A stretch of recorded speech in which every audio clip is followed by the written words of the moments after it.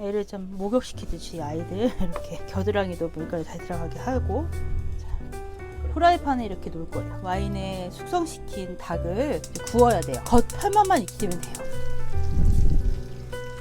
버터는 닭 한 마리에 50g 넣을게요. 닭 익는 소리 들리죠? 이게 소리가 되게 맛있는 소리 나죠?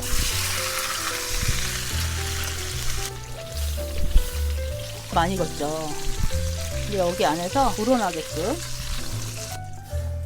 소스가 조금 더 많이 2분의 1로 줄어드는 게 포인트예요.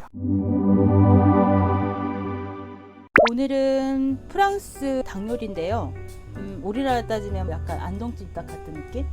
와인의 점인 요리인데요. 꼬꼬뱅이라고 해서, 꼬꼬가 프랑스어로 닭이란 뜻이고요. 닭 중에서도 수탉을 뜻해요. 그리고 수탉을 와인에 담궜다 이런 뜻이에요. 뱅이 와인이니까요. 이거 하루 전날 우리나라 삼계탕보다 좀 큰 10호, 11호 정도라고 치면 되는데, 토종닭도 괜찮아요. 수탉을 그 프랑스 사람들이 좀 냄새도 나기도 하고 좀 질기거든, 살이. 그래서 와인을 잘 숙성시킨 거예요. 근데 우리가 지금 수탉을 구할 수는 없으니까 닭 중에 삼계탕 닭은 되게 작은 닭이잖아요. 그거보다는 좀 큰 닭을 와인 한 병 1대1로 부어서 마늘, 후추, 양파 이렇게 해서 하루 냉장고에 숙성시킨 거예요.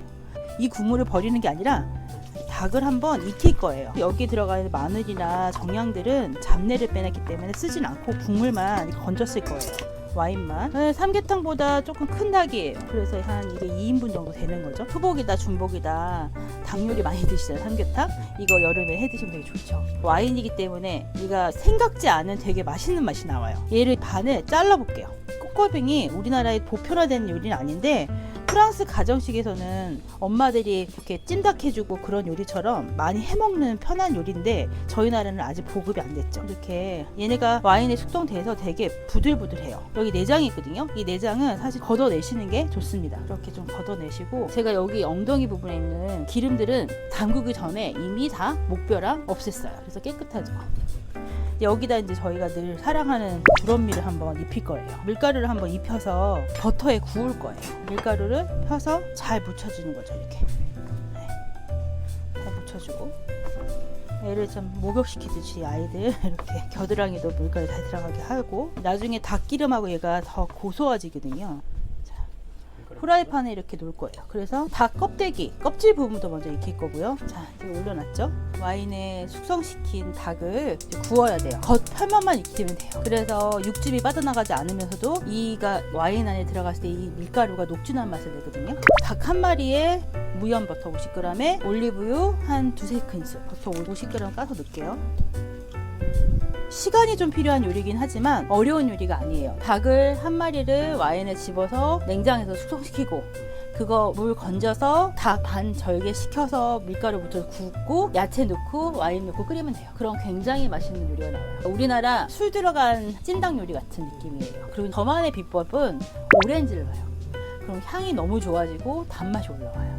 오렌지 껍질채 써요. 이거는 이제 마지막에 냄비에 넣을 때 씁니다. 항상 얘기하지만 버터를 한꺼번에 다 넣으면 발화점을 낮기 때문에 타버리니까 좀 보면서 2개씩 넣을게요. 사방으로 펴서.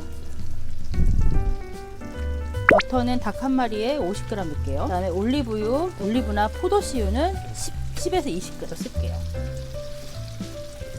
닭 익는 소리 들리죠? 이게 소리가 되게 맛있는 소리 나죠? 닭 껍데기에서 버터랑 쭉 나오게 하면 이게 사실 그냥 루예요. 그래서 먹겠다고 하면 전날 닭 한 마리를 사서 와인에 져서 냉장실에 넣었다가 이렇게 해서 저녁 때쯤에 해서 온 식구 다 먹으면 진짜 맛있죠. 이거는 굽는 시간보다 이렇게 보면 이제 익기 시작하면 바깥이 노릇노릇해야 돼요. 좀 닭기름이 나와야 됩니다. 이 닭이 익는 동안에 할 게 있습니다. 냄비를 바꿀게요. 이렇게 큰 수트볼, 우리나라 곰솥이라고 하죠. 곰솥에다가 기름을 넣고 베이컨 한 3-4장, 베이컨 4장을 그냥 아주 좀 큼직하게 쓰세요. 너무 작게 말고. 베이컨을 넣는 이유가 이게 약간 나드라고 해서 돼지 기름을 넣으면 좀 더 고소해지거든요. 그래서 양식에서 특히 이런 스튜 요리할 때 삼겹살 같은 돼지고기나 이런 베이컨을 많이 써요. 이렇게 볶아요. 여기도 버터 10g 넣을게요. 10g. 고기가 막 익는 소리가 들리죠? 그래서 이거를 바꿀게요. 더 기름이 나오겠죠. 안까지 익을 필요 없고 바깥에가 노릇노릇하게만 놔두고, 지금 베이컨하고 버터 볶으니까 완전 고소한 맛하고 감칠맛 올라오고 있거든요. 이러면서 조금 더 풍미가 생기죠. 그리고 지금 통마늘 그냥 넣을게요. 외국 요리에 특히 샐러리가 들어가면 싫어하시는 분들 많은데 샐러리가 들어가면 되게 풍미가 좋아지거든요. 샐러리도 그냥 한 4cm, 3cm로 해서 그냥 볶을게요. 닭이 익기 전에 이렇게 야채를 다 볶아 놓으면 되게 좋아요. 샐러리 한 두세 줄을 제가 그냥 넣었어요. 수분이 들어와서 베이컨은 더 탈 거고 얘네들이 이제 익으면서 풍미가 내죠.